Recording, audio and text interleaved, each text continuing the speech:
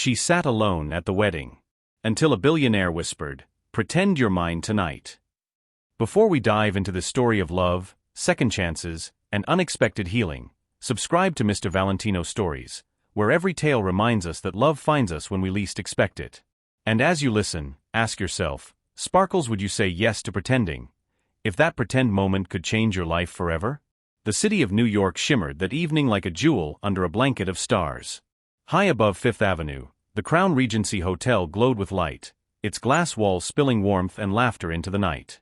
Inside, music flowed like champagne, violins sang through the air, and every table glimmered with silver, crystal, and white roses. But near the back of the ballroom, far from the dance floor and golden laughter, she sat alone. Her name was Amara Johnson, a quiet, soft-spoken woman in her early 30s, dressed in a simple blue gown that hugged her slender frame.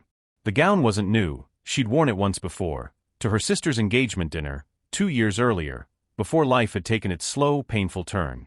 Now the edges of the fabric brushed her knees as she shifted, trying to ignore the way her heart felt like a fragile glass. Everyone here seemed to belong, laughing couples, clinking glasses, the swirl of friendship and family, but not her. Not tonight. The bride, her college roommate, had invited her out of kindness, but kindness couldn't quiet the ache of loneliness that sat heavy in her chest. The music swelled. Couples swayed beneath golden chandeliers. Amara's fingers toyed with her napkin as she tried not to notice the sidelong glances of people who whispered, "She came alone?" Her ex had promised to come. He'd even told her he'd try to make things right. But promises had a way of vanishing when love was one-sided. Amara stared down at her untouched champagne, the bubbles long gone flat. The laughter around her felt distant, muffled, as if she sat underwater watching the world move without her. A quiet sigh escaped her lips. "Maybe I shouldn't have come," she murmured. Across the ballroom, a man's gaze caught hers. He wasn't smiling. He wasn't part of the crowd. He stood near the marble pillar, a figure of stillness amid the motion, tall, broad-shouldered, dressed in a tailored charcoal suit that whispered old money and power. His name was Nicholas Hale, a billionaire investor, the kind who made headlines when he blinked. But tonight, even among the glitz of Manhattan's elite, Nicholas looked out of place. His tie was loosened. His jaw was clenched. His blue eyes, sharp and searching, didn't rest on the bride or the champagne tower. They rested on her. If you were Amara, sitting alone in that glittering room while someone powerful kept watching from across the floor, would you look away, or hold his gaze and see what destiny might be planning? Tell me in the comments what your heart would do. Amara glanced away, her cheeks warming. Men like him didn't look at women like her, not after everything she'd been through. She'd lost her job 6 months ago, her apartment soon after. Now she worked part-time at a bookstore, surviving on little more than resilience and prayer. But Nicholas Hale didn't look away. In fact, he moved closer. Each step seemed deliberate, slow, quiet, like he was walking toward a decision he hadn't made yet. When he reached her table, Amara froze. She looked up, and he leaned slightly down, his voice a low whisper that brushed against her ear. "Pretend you're mine tonight." Her heart skipped. "What?" she breathed. Nicholas's eyes flicked toward the front of the room, where a cluster of reporters and guests were gathered, cameras flashing. "I need a favor," he murmured. "Just tonight. You'll understand soon." Before she could respond, he extended his hand, confident, unshakable. And something in her, maybe loneliness, maybe curiosity, made her take it. The ballroom seemed to pause as he led her toward the center of the floor. Heads turned. The whispers began. "Is that Nicholas Hale? Who's she? I thought he'd sworn off relationships after." But none of that mattered as the music shifted to a slow, aching melody. Nicholas's hand rested lightly on her waist, his other hand holding hers. "Just follow my lead," he said softly. Amara's pulse thundered in her ears. His touch was steady, grounding, yet behind his confidence she felt something else, tension, maybe sadness. His movements were controlled, almost too careful, like a man hiding behind perfection. As they danced, Amara found herself studying him. The faint scar near his temple. The tiredness behind his eyes. The way he glanced toward the head table now and then, not at the bride or groom, but at a woman in red seated beside them. Her laughter was sharp, her smile too rehearsed. Who is she? Amara wondered. Nicholas's jaw tightened each time that woman laughed. She didn't need to ask. She could feel the story burning beneath the surface. Some heartbreak he hadn't shared, some reason he'd rather dance with a stranger than face whatever waited for him at that table. For the first time that night, Amara forgot she was invisible. The lights dimmed, the music softened, and in the space between their words something fragile and real began to bloom. He whispered, "You're doing fine." She smiled nervously. "I haven't danced in ages." "Then you're making me look better than I deserve." Their eyes met. The air between them changed, not like a spark, but like a deep exhale after years of holding breath. When the song ended, Nicholas didn't let go. Instead, he turned toward the crowd and, to everyone's astonishment, kissed her hand lightly. Cameras flashed. The woman in red stiffened. The bride raised her brows. And Amara realized something. This wasn't just about her pretending to be his date. This was about him proving something to someone else. But why her? The crowd broke into applause as another song began. Nicholas guided her off the dance floor, keeping his hand on hers as if protecting her from the spotlight. He leaned close, whispering just loud enough for her to hear. "Thank you. I didn't mean to drag you into the chaos." "Chaos?" she asked softly. He gave a faint, tired smile. "My ex-fiancée's sitting over there. She's getting married next month.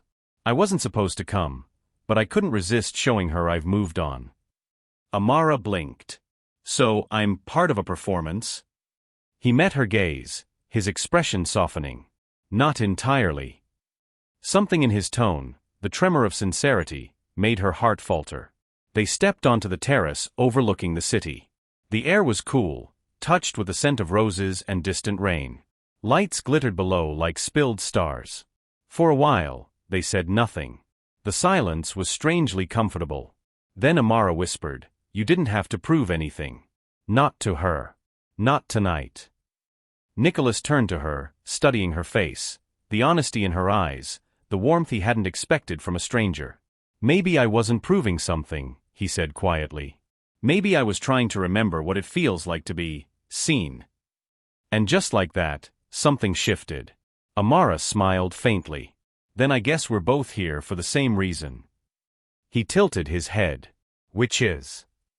"To feel like we belong." Nicholas exhaled a small, surprised laugh. It wasn't the sound of a billionaire. It was the sound of a man remembering what it meant to be human. And as the night carried on, with laughter echoing from the ballroom and the city lights dancing beneath them, neither of them realized that pretending for a few hours would soon turn into something real neither of them saw coming. If someone powerful and broken asked you to pretend to be theirs for one night, would you walk away, or take their hand like Amara did? Tell me in the comments. Your answer might reveal what kind of love you truly believe in. The night air carried a hush that felt like mercy. From the terrace, Amara watched the city stretch endlessly below, streets glittering like veins of gold, taxis sliding through them like fireflies. Behind her, the muffled pulse of the wedding throbbed through the ballroom walls. Laughter, clinking glasses, the violin's romantic ache. Nicholas leaned against the rail beside her, loosening his tie fully now. He wasn't smiling, but the tension in his shoulders had eased. For the first time that night, he looked less like the billionaire splashed across financial magazines and more like a man trying to remember how to breathe. "Beautiful view," Amara said softly. He nodded. "It's the only thing in New York that never lies." She tilted her head. "You think buildings can't lie?" "They can't promise forever," he replied, eyes still fixed on the skyline, "and they don't pretend love fixes everything." Amara let out a quiet laugh, half amusement, half ache. "Sounds like you've been hurt." He gave a small, crooked smile. "I could say the same about you." She hesitated, then shrugged. "Maybe that's why I came tonight. To prove to myself I can still sit in a room full of people who are happy and not break." Nicholas turned to her then, really turned, and the look in his eyes made her heart stumble. "You didn't break," he said gently. "You just bent a little." A gust of wind caught a curl of her hair and brushed it against his cheek. For a second neither of them moved. The world, already muted by music and distance, seemed to fall completely silent. He could smell the faint trace of vanilla and rain in her hair. She could see the exhaustion behind his steady gaze, the kind that came from years of holding everything together for everyone else. How long were you engaged? She asked before she could stop herself. He exhaled. 3 years. Too long to pretend we wanted the same life. She liked my money more than my silence. I liked her company more than her heart. We were both lying, just politely. And now she's marrying someone else. He gave a small nod. A business rival. I guess she wanted the same man, just with better headlines. Amara's brow furrowed. Then why come tonight? You could have skipped it. Nicholas looked back toward the ballroom doors. Because walking away felt too easy. Sometimes, you need to face the thing that broke you before you can bury it. Amara understood more than she wanted to admit. I used to think closure came with words. But sometimes it's just silence. They stood side by side, listening to that silence wrap around them. After a while Nicholas spoke again, his voice low. What about you, Amara Johnson, who came alone to a wedding full of strangers? She smiled faintly. Heartbreak, redundancy, the usual New York cocktail. Lost my job last year, lost the man who promised forever right after. Apparently, my version of for better or worse expired when I couldn't keep paying half the rent. Nicholas's jaw tightened. He left you because of that? He said we'd grown apart. I think he meant my account balance had. Something flickered in Nicholas's eyes, anger, maybe admiration. Then he was a fool. Amara gave a small laugh. Maybe. But fools teach us where not to step. He nodded slowly. And sometimes they push us toward people who remind us we're still standing. Inside, the DJ shifted songs. A softer tune drifted through the open terrace doors, Frank Sinatra crooning The Way You Look Tonight. Nicholas offered a hand again, quieter this time. One more dance. She hesitated, then placed her fingers in his. His hand was warm, sure, protective in a way that didn't feel possessive. He drew her closer, and the city lights blurred around them as they swayed. It was slower now, unperformed. No cameras. No reason. Just the rhythm of two people rediscovering something gentle. You know, she murmured, you don't seem like the kind of man who does things on impulse. He smiled against her hair. You'd be surprised. The higher the stakes, the lonelier the nights. Her chest tightened. She wanted to ask what he really meant, what kind of loneliness haunted a man who owned half of Manhattan, but she stayed quiet. Some truths reveal themselves only when hearts are ready. They danced until the song faded and the terrace lights flickered. Neither moved to step away. Nicholas whispered, "Thank you for not asking what I meant back there." Amara smiled. Maybe I didn't need to. If you were Amara, still healing, still cautious, and someone broken yet kind began to see you, not your past, would you let the walls fall just a little? Tell me in the comments, would you dance, or would you walk away before it's too late? The sound of applause broke the spell. Someone had clinked a glass inside. The bride and groom were about to cut the cake. Nicholas sighed. Duty calls, he said, though there was no joy in the words. Amara followed him back in. The warmth of the ballroom hit her like a tide, perfume, laughter, candlelight. As they passed the head table, the woman in red shot a daggered glance at them. Nicholas ignored it. He guided Amara to their table instead of leaving her side. Stay, he said. Please. One more hour. Something in his tone made her nod. They sat, talking quietly while the rest of the guests toasted and cheered. She learned he'd grown up in a small town in Vermont, raised by a single mother who'd worked 3 jobs. He learned that she used to write short stories but hadn't touched her notebook in months. Why'd you stop writing? He asked. Because happy endings started to feel like lies. He looked at her for a long time, then said, maybe you just need a new story. That single line hung between them like a promise neither was brave enough to claim. As the night deepened, Amara realized something almost frightening. She was enjoying herself. The ache that had pressed against her chest all evening was easing. For the first time in years, she was laughing, softly, freely, at Nicholas's dry humor, at the absurdity of being fake lovers in a room full of strangers. Nicholas watched her laugh, and the corners of his eyes softened. He hadn't smiled like that in a long, long time. The wedding was winding down. The music had softened into lazy jazz, the laughter dulled to murmurs. Couples drifted out arm in arm, leaving half-empty champagne flutes and crumpled napkins behind. Amara gathered her clutch and stood, ready to leave, when Nicholas's voice stopped her. "Don't go yet." She turned. "It's past midnight." "Then stay a little longer." "Midnight's honest, it doesn't demand masks." Something in his tone disarmed her. Against her better judgment, she sat again. He signaled a waiter, ordered black coffee for both of them, and when the waiter left, the silence between them was tender, unhurried, like the pause before a truth. "Why are you really here, Nicholas?" she asked at last. "Closure doesn't feel like enough of a reason." He smiled faintly, eyes tracing the rim of his cup. "Maybe I came to remember who I was before success became my only identity." Amara's brows furrowed. And who was that? He met her gaze. A man who wanted to build something that mattered, not just own things that impressed others. She studied him, trying to find the arrogance she expected in a billionaire. Instead, she saw fatigue and something startlingly pure, regret. "Do you miss him?" she asked softly. "Every day." For a while they said nothing, both sipping their coffee as if the silence itself were confession enough. Then Nicholas leaned back, his expression unreadable. "What about you, Amara? What do you miss?" She hesitated, then whispered, believing in love without needing proof. He tilted his head. "Proof?" "You know," she said, smiling sadly, "the little things. Texts that don't feel like obligation. Touches that don't need translation. Eyes that look at you and don't compare you to someone richer, prettier, more convenient." Nicholas didn't answer right away. Then he said quietly, "Maybe proof isn't in the words. Maybe it's in showing up when you have nothing left to offer." That line hit her like a memory she'd been avoiding. They fell silent again, watching the waiters clear tables. Then Nicholas reached into his pocket and pulled out something small, a folded photograph. He placed it between them. It was of a little boy, maybe 6 years old, sitting on a porch beside a woman with tired eyes and a smile that could melt storms. "My mother," he said. "She used to say love isn't about staying through the sunshine, it's about walking through the storm without blaming the rain." Amara touched the photo gently. "She sounds wise." "She was," Nicholas murmured. "She passed when I was 20. Cancer. I think part of me has been chasing her kind of strength ever since."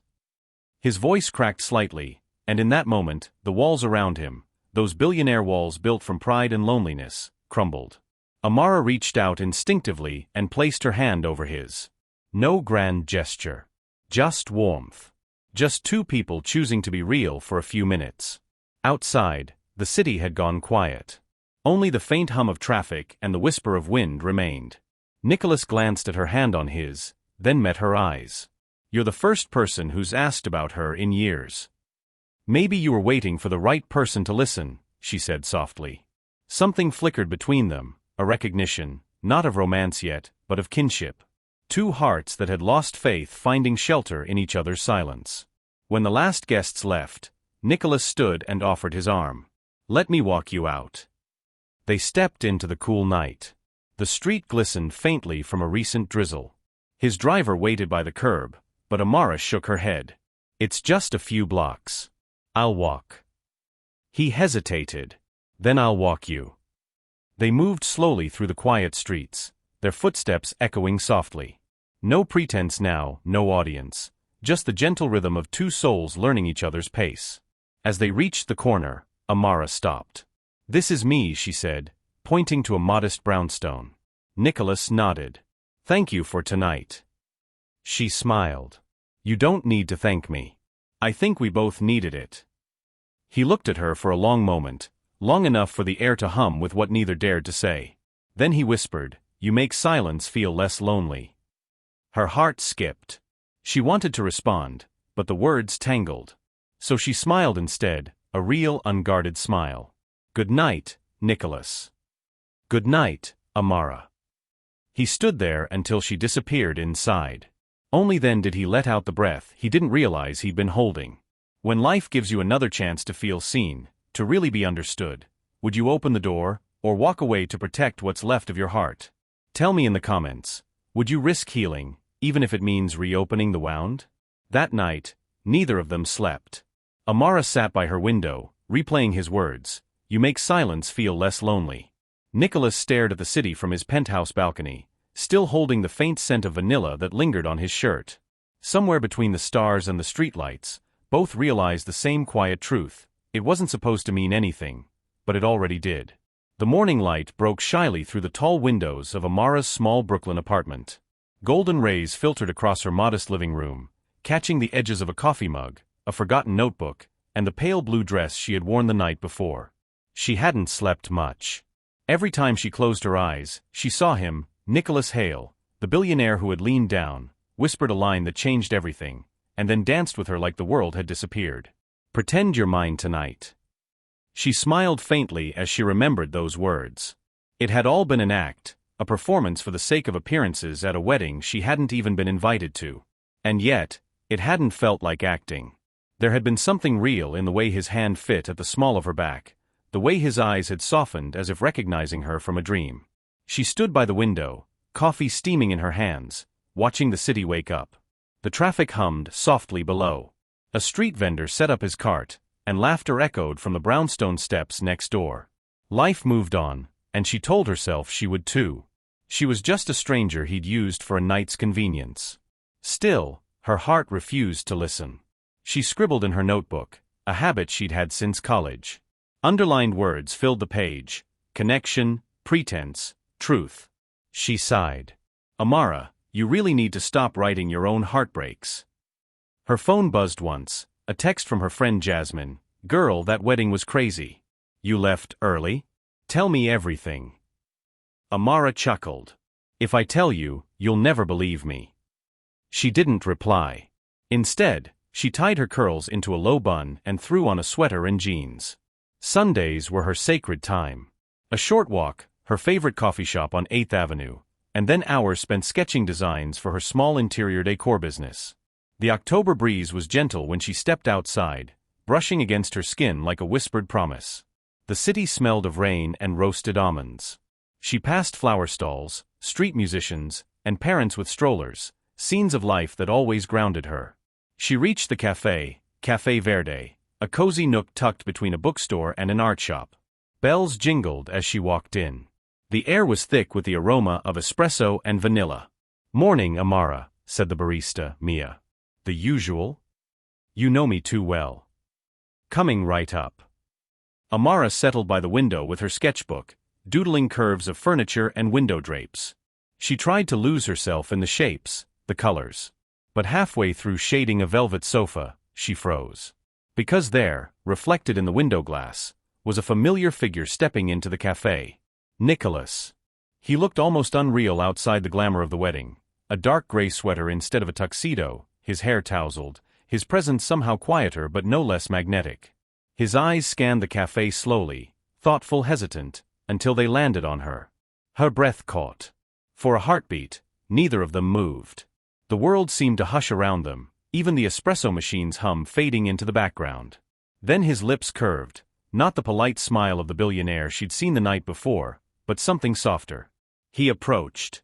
Nicholas hesitated before taking the final step toward her table.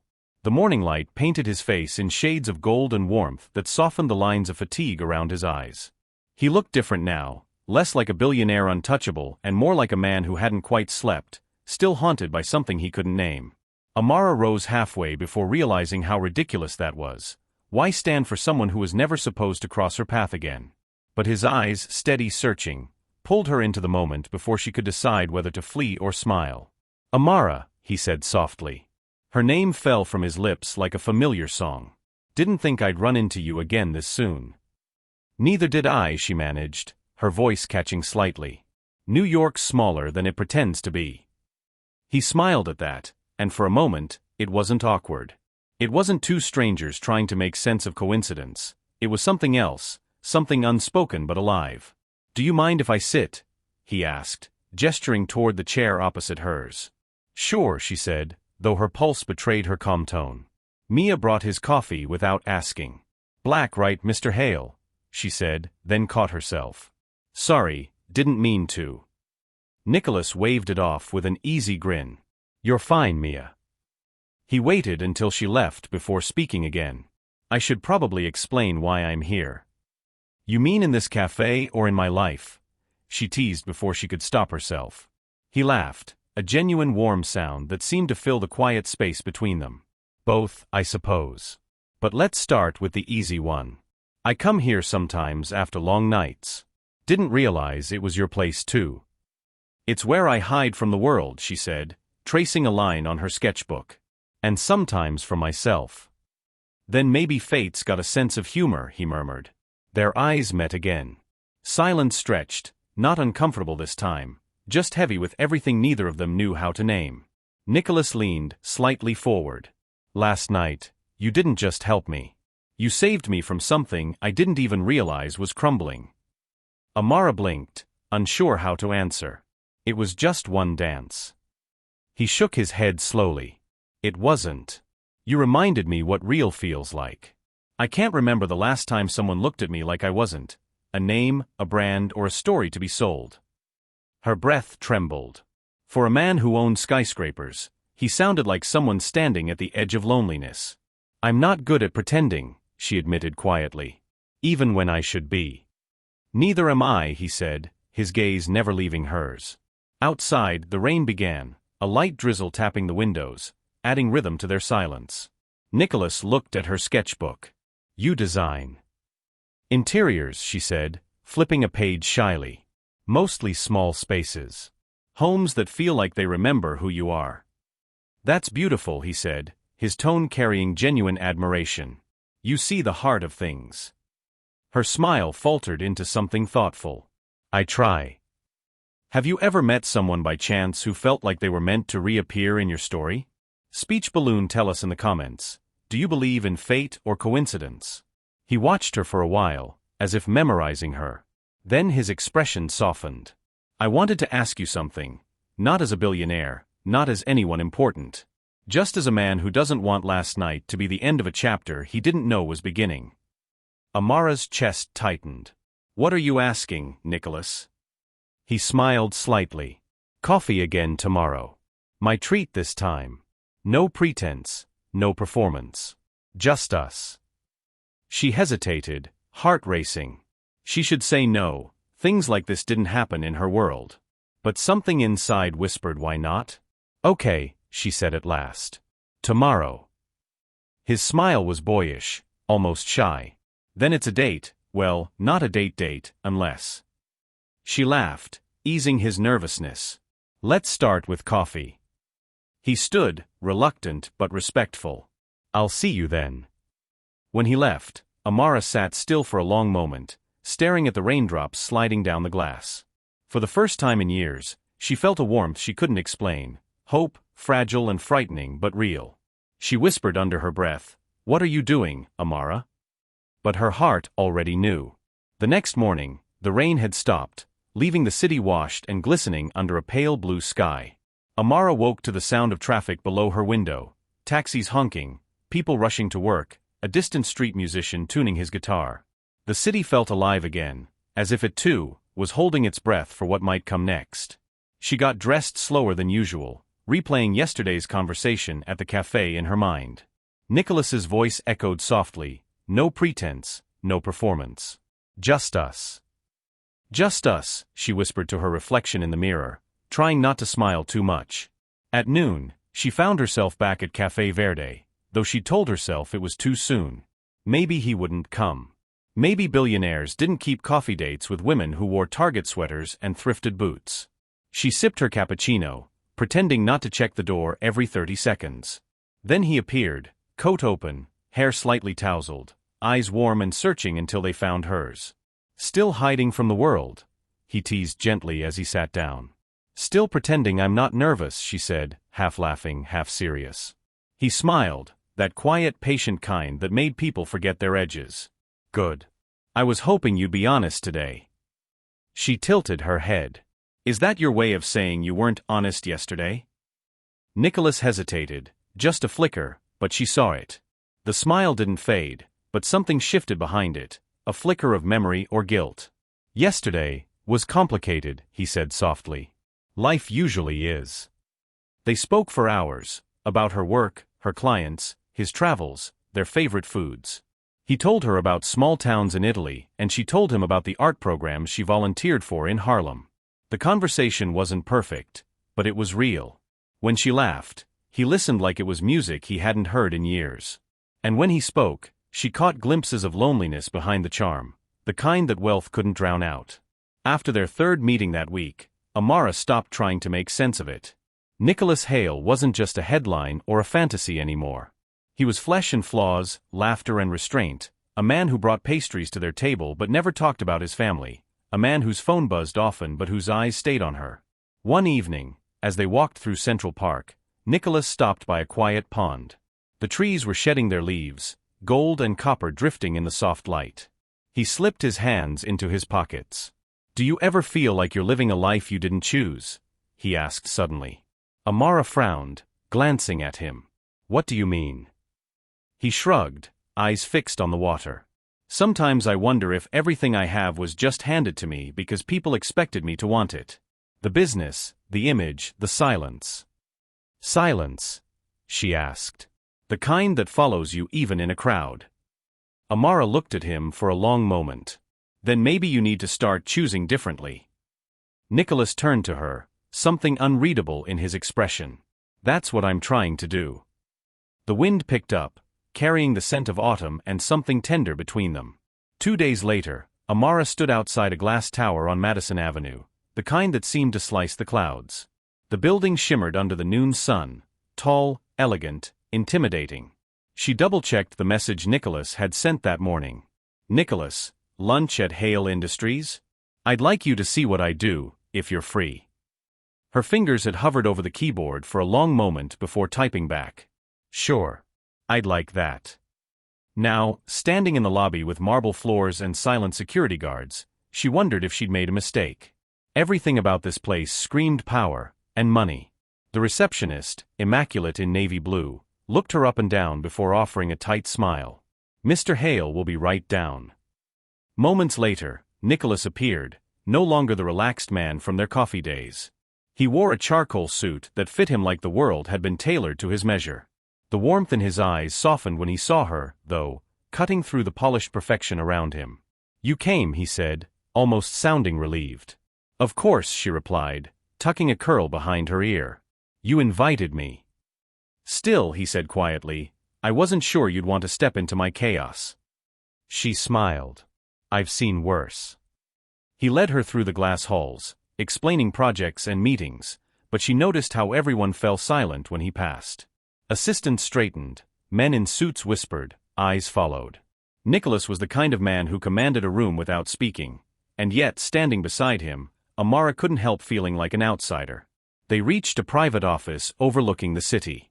He gestured for her to sit while he poured coffee himself, a small rebellion against whatever hierarchy ruled here. "I wanted you to see this side of me," he said, leaning against the desk. "The part people assume is everything I am." She looked around. Sleek furniture, awards, photos with world leaders, and then back at him. "Isn't it?" His lips curved faintly. "No. Not really." Something in his tone made her pause. "What are you not telling me, Nicholas?" she asked softly. He froze for a moment, the faint smile fading. His gaze drifted toward the window, out to where skyscrapers met the sky. "There are things about me, about my family, my past, that I don't talk about easily." "Because they hurt?" He met her eyes again. "Because they define me in ways I'm trying to escape." Silence stretched between them, not awkward, but charged. Amara could feel it. Whatever secret he was holding, it wasn't small. It was the kind of truth that could change how she saw him. When he finally spoke again, his voice was low. "The reason I asked you to pretend at the wedding, it wasn't random. I wasn't just hiding from attention. I was hiding from someone." "Who?" He hesitated. "My ex-fiancé." Amara blinked. You were." "She was supposed to be the bride," he said quietly. "Until she chose someone else. A friend. I didn't want the world to see me broken. So I asked a stranger to help me pretend I was fine." Amara sat back, breath catching. Suddenly, the whispers, the cold glances at the wedding, the tension in his jaw that night, all of it made sense. "And you found me," she whispered. "I didn't find you," he said. You saved me. Her heart clenched. But beneath the confession, she sensed something else, a weight he wasn't ready to share. This story felt incomplete, his pain too deep for heartbreak alone. She reached across the desk and touched his hand. You don't have to pretend with me anymore, Nicholas. His fingers tightened slightly around hers, just for a moment, before he pulled back. That's what scares me, Amara. You make me want to stop pretending. Would you forgive someone for hiding the truth if their reason came from pain rather than deceit? Tell us in the comments, what matters more, honesty or healing? Amara left his office that day with her mind swirling. She'd seen his world, the wealth, the pressure, the loneliness, but also the cracks in it. She wasn't sure what frightened her more, the thought of falling for him, or the thought that he might already be falling too. That night, when she returned home, her phone buzzed. Nicholas, dinner tomorrow. My place. I'll cook. Just be you. Amara stared at the message for a long time, a slow smile breaking across her face. The next evening, Amara stood in front of a black iron gate that led to an estate perched on the Upper East Side. The Hale residence was a world of quiet wealth, elegant, discreet, and hauntingly beautiful. She could already see soft light spilling through the massive windows, the faint sound of a piano playing from inside. She hesitated before pressing the buzzer. What was she doing here? A week ago, she was just another heartbroken guest sitting alone at a wedding. Now she was standing at the door of a billionaire who'd confessed more to her than she could have imagined. The gate clicked open. Welcome, Miss Rivers, a voice said through the speaker. Her heart raced as she walked up the stone path lined with white roses. When the door opened, Nicholas stood there, no suit this time, no tie, just a simple white shirt with sleeves rolled up, and an apron dusted with flour. He smiled, the kind of smile that melted formality. You're right on time. I was afraid I'd be late, she said, stepping in. He laughed softly. For the first time in years, I actually wanted someone to arrive early. The warmth of his words made her chest tighten. Inside, the house felt more like a museum than a home. High ceilings, modern art, silence. But in the kitchen, something was different. The air was filled with the smell of garlic, rosemary, and a hint of wine. A pot simmered on the stove. Wait, she teased. You actually cook? Nicholas smirked, handing her a glass of red wine. I learned out of necessity. The private chefs kept quitting. Why? He met her eyes. Because I hated eating alone. That silenced her. For the next hour, they moved around the kitchen like old friends, laughing, tasting, bumping into each other. He burned the bread twice, she dropped a fork, but neither cared. For the first time, the billionaire and the event planner felt like equals. Dinner was simple, pasta, salad, and laughter that filled the spaces money couldn't. Afterward, they moved to the piano room. The melody she'd heard earlier drifted back as Nicholas sat at the keys. You play? She asked, surprised. He nodded. My mother taught me before she passed. His fingers hesitated mid-note. Amara noticed the flicker of pain in his eyes. I'm sorry, she whispered. She was the only one who ever reminded me that love doesn't need to be earned, he said quietly. After she died, I started believing everything had a price. Amara stepped closer, her voice soft. Not everything. Their eyes met. Time slowed. The air between them thickened with everything unsaid, fear, hope, longing. Then, almost without thinking, Nicholas reached for her hand. Amara, he said, his voice low, trembling. You make me remember what it felt like to be real. Before she could respond, the front door suddenly creaked open. Footsteps echoed down the hallway. A woman's voice, sharp, familiar, cold, cut through the air. Nicholas. Nicholas froze. The blood drained from his face. Amara turned. Standing at the doorway was a woman in a black dress, tall, striking, and furious. Clara, Nicholas breathed. Amara's chest tightened. His ex-fiancée. The woman's eyes darted from Nicholas to Amara, then to their hands, still loosely touching. Her voice dripped with disbelief. So it's true. You didn't just disappear to heal. You found her. Nicholas stood, instantly protective, but Amara could see it, the history, the weight, the betrayal still hanging between them. I think I should go, Amara said softly, already stepping back. Amara, wait, Nicholas started, but Clara's laughter cut through the tension. Don't bother, darling. He does this. He finds people to fix him until he breaks them too. The words stung more than Amara expected.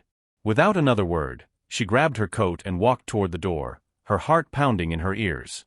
Nicholas followed her out into the cool night air. Amara, please, he said, his voice raw. Don't listen to her. She turned to face him, tears burning behind her eyes. Then tell me she's lying. Nicholas opened his mouth, but no words came. Just silence, heavy, guilty, familiar. She took a shaky breath. I wanted to believe you were different, Nicholas. That what I saw in you was real. It is real, he whispered desperately. Then why can't you tell me the whole truth? He looked at her, broken, torn between fear and confession. Because if you knew it all, you'd never look at me the same. She stepped back slowly, shaking her head. Then maybe I shouldn't. And with that she turned and walked away, leaving Nicholas standing under the soft glow of the streetlight, the piano still playing faintly inside. Would you stay and demand the truth, or walk away before it hurts more? Tell us in the comments what you would do if you were Amara. When the heart finally demands the truth. The city felt colder that week. Amara hadn't slept much since that night at Nicholas's house. Every time she closed her eyes, she saw the way he looked at her, pleading, silent, guilty. She told herself she wouldn't cry, but emotions had a way of sneaking in when the world went quiet. Her phone buzzed endlessly with messages from him. Nicholas, please, Amara. Let me explain. Nicholas, it's not what you think. Nicholas, just one chance. That's all I ask. She never replied. She threw herself into work, planning events, arranging weddings, watching couples promise forever while she tried not to think about the night she almost believed in love again. But every time her clients smiled, she wondered, how many of them were pretending too? Across town, Nicholas Hale wasn't the man the tabloids saw anymore. Behind the sleek glass walls of Hale Industries, he was unraveling. Meetings went unattended. Contracts went unsigned. He sat in his office staring at a photo on his desk, a candid picture of Amara laughing over coffee. He'd taken it secretly one morning, when she was telling him a ridiculous story about a client's dog stealing a wedding cake. Now that photo felt like the only thing keeping him human. Sir, his assistant said gently, stepping into the room, your father's lawyers are here. Nicholas blinked, snapping back to reality. Send them in. 3 men entered, dressed in power and precision. The eldest spoke first. Mr. Hale, as you know, your late father's trust requires you to finalize the Hale-Cliff merger before the end of this quarter. Otherwise, the board has grounds to remove you as CEO. Nicholas's jaw clenched. The merger with Clifford Holdings? Yes, sir. And with it, your renewed partnership with Clara Clifford. He froze. Clara Clifford. His ex-fiancée. So that's what this was about, he said bitterly. Her sudden reappearance. The lawyer didn't flinch. She's made her intentions clear. The board supports the union. It would restore stability and investor confidence. Nicholas stood, anger barely contained. Stability? You think tying me back to the woman who betrayed me will fix this company? Your father believed in business before emotion, sir. You'd be wise to do the same. The men left, and silence filled the office. Nicholas pressed his palms against the window, staring down at the city that expected him to be perfect. He whispered under his breath, I can't lose her because of this. 3 nights later, there was a knock on Amara's apartment door. She opened it, and froze. Nicholas stood there, rain-soaked, breathless, eyes filled with something raw. I couldn't stay away, he said, voice trembling. Please. Just listen.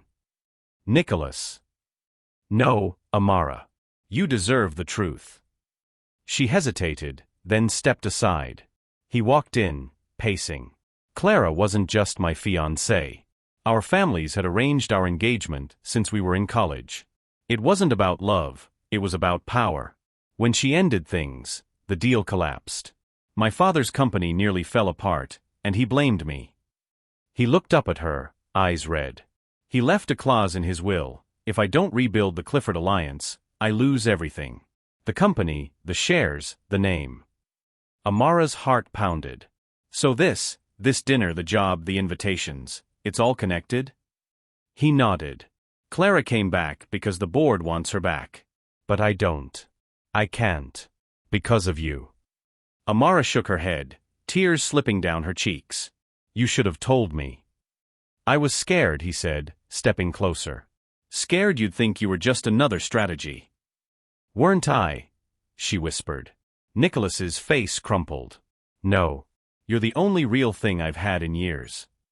For a long moment, they just stood there, the billionaire and the event planner, both broken by truths too heavy for one night.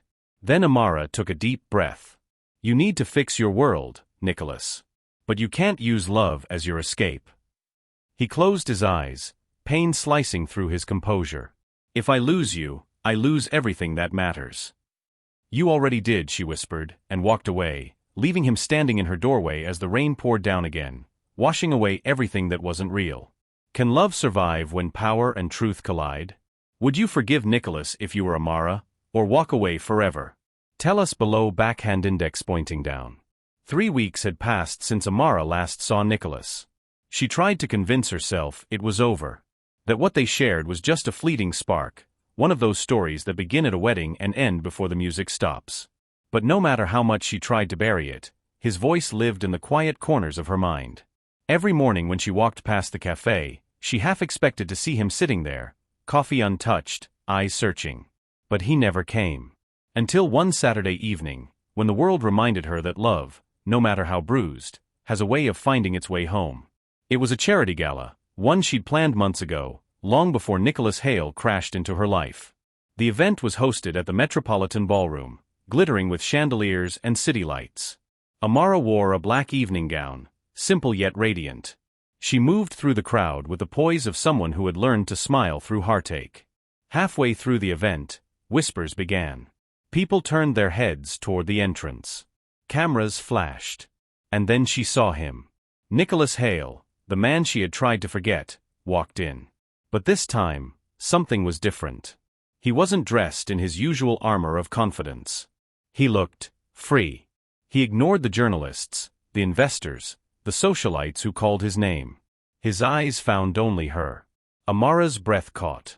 He walked straight toward her, stopping just inches away. You look beautiful, he said quietly. She blinked, unsure how to respond. You shouldn't be here, Nicholas. This event belongs to you, he finished, smiling faintly. I know. That's why I came. Before she could protest, he gestured toward the stage. The host, a little startled, nodded as Nicholas whispered something to him. Moments later, the music softened and the lights dimmed slightly. The host took the mic. Ladies and gentlemen, we have an unexpected announcement from Mr. Nicholas Hale. Gasps rippled through the room. Amara's pulse raced as Nicholas stepped up to the microphone. He looked around the glittering crowd, the kind of people who measured worth in money and power. For years, he began, his voice calm but steady, I've lived by my father's rules, rules that valued business over honesty, image over integrity, contracts over connection. I've been told who to love, who to trust, even who to pretend to be. He glanced at Amara. But that ends tonight. The crowd murmured. Flashbulbs popped. Nicholas continued, I'm here to announce that I've withdrawn from the Clifford merger. Effective immediately, I'm stepping down as CEO of Hale Industries. The board can take my name, my title, my empire, but they can't take my peace. The room erupted in whispers. The press surged forward, but Nicholas raised a hand, silencing them. He turned fully toward Amara, eyes glistening. And to the woman I hurt, the woman who taught me that love isn't about control, it's about truth, I owe an apology. Amara, I was a coward. I hid behind money because I didn't believe I deserved anything real. You proved me wrong. The ballroom fell silent. Even the chandeliers seemed to hold their breath. Nicholas took a deep breath. I gave up everything tonight. And if I had to choose again, I'd still give it all, for one chance to start over with you. Tears welled in Amara's eyes. She could barely breathe. The man who once symbolized everything she distrusted about power now stood stripped of it, vulnerable, human, hers. She walked slowly toward the stage, heels clicking against marble, heart thundering. When she reached him, she didn't speak. She just looked at him, searching for the truth in his eyes. It was there. Without a word, she reached for his hand. The crowd burst into applause, some even standing. Nicholas exhaled, smiling through his tears.